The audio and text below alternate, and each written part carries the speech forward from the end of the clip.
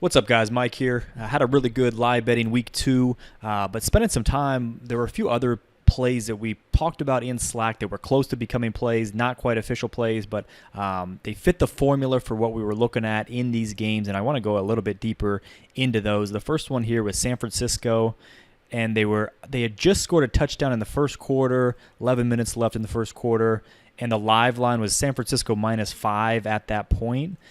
So here's what I'm looking at.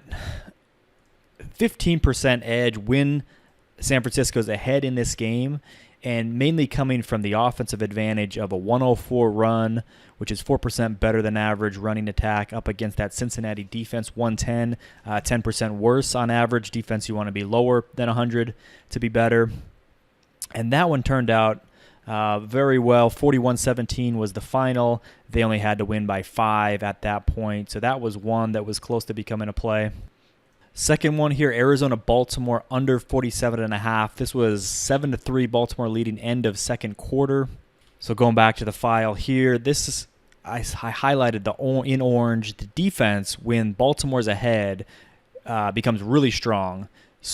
And that takes into account Arizona's passing offense up against the Baltimore's ability to stop the pass. So that's negative 23%, better than average. That one did cash as well, 17-23 final score for 40 total. That was a little bit dicey, though. That was a really fast-paced game, dynamic quarterback. So on the fence, hard to pull the trigger on that one, but it would have gotten the cash in this situation. Next one was Dallas -2. This was 0-0 at the end of the second quarter. Washington was driving inside the red zone, however, and Dallas at that time was -2. And taking a look at the live betting watch summary here, so Dallas from behind, 6% edge, strength being their defense, Washington's inability to run the ball up against a decent Dallas run stop unit, and then puts them in a good position to come back in that game. And that's exactly what they did. 31-21 final score would have won that one as well. Final game was a little bit different. Deep into the third quarter, Green Bay was leading by 5. And the live line was -4.5.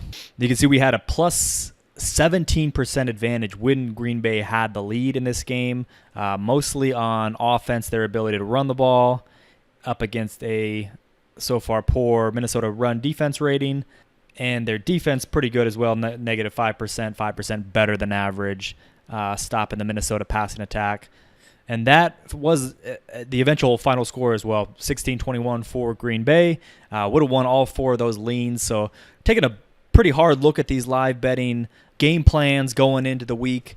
Week 3 coming up, so I'll be back tomorrow with a few more thoughts on what we're looking at for Week 3 live betting. All right, see you guys tomorrow.